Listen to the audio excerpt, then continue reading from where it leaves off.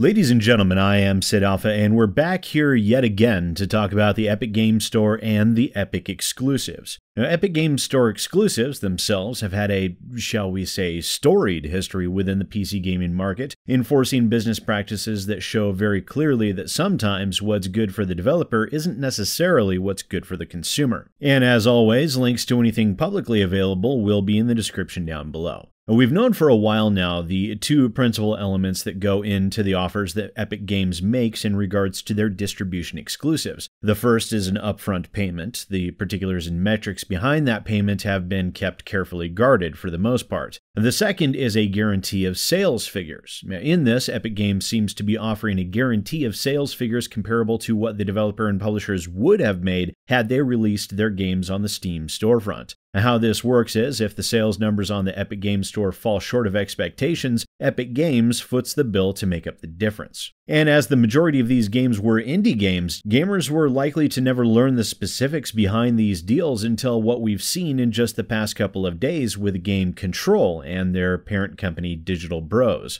The reason why this information is coming to light seems to be a combination of a publicly traded company and their standard scheduled earning reports, when Epic Games made the upfront payment for the exclusivity deal, and third, the game's release date. All of this coming together to result in Digital Bros divulging precisely how much money Epic Games paid them for the exclusivity agreement.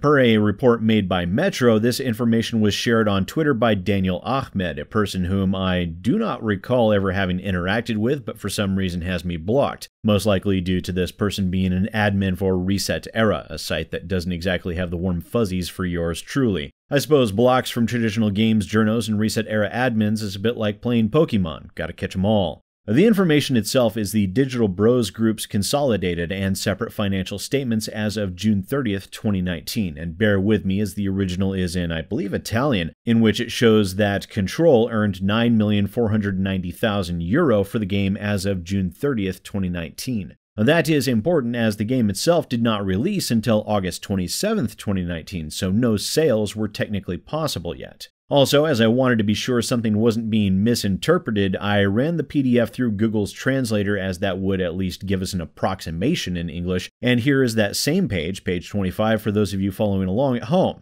Now in that, the translated version states, "The revenues deriving from the personal computer version of the video game Control were significant, yet it is a product developed together with the Finnish company listed on the Nasdaq First North, Remedy Entertainment. The game, in different versions for personal computers and consoles, was launched on the 27th of August 2019, but the contractual structure with the digital marketplace that required the exclusivity of the video game of the personal computer version has allowed the recognition of revenues already starting from this exercise." So yes, this €9.49 million is from the Epic Games Store exclusivity deal itself and is the upfront payment. This can be deduced by the fact that a guarantee of sales cannot result in any income before any sales are actually made.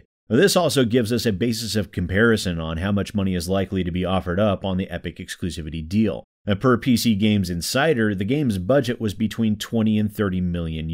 This tells us that the upfront payment Epic is making ranges between 31 and 47% based on the money made compared against the estimated budget of the game. This leaves us with a likely percentage of either 35 or 40% of the game's budget. And that's the basic information that we're working with here. And I wanted to bring this info out and discuss it because, as always, information is ammunition. Also, information breeds awareness. When you look at this from the developer's point of view, it's pretty easy to see why an Epic Games Store exclusive would be so attractive. An upfront payment of an estimated 35 to 40% of what you had spent to develop the game, plus a guarantee on sales that would match what the game was expected to sell on Steam to begin with.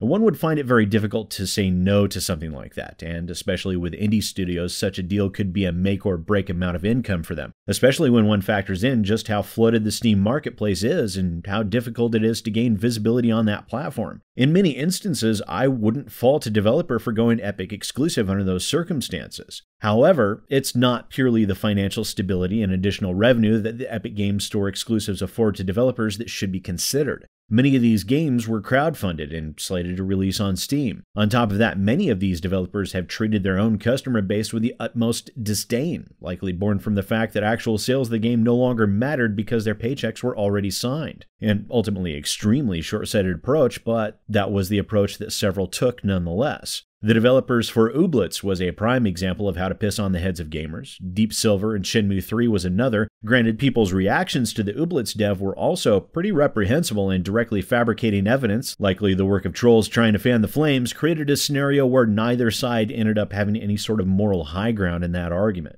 Then we have the Epic Games Store itself, an extremely unfinished product where the Epic Games has decided to obfuscate when more pro-consumer features would be approaching release, ironically enough following along the exact same path that Epic's Tim Sweeney once criticized Microsoft for.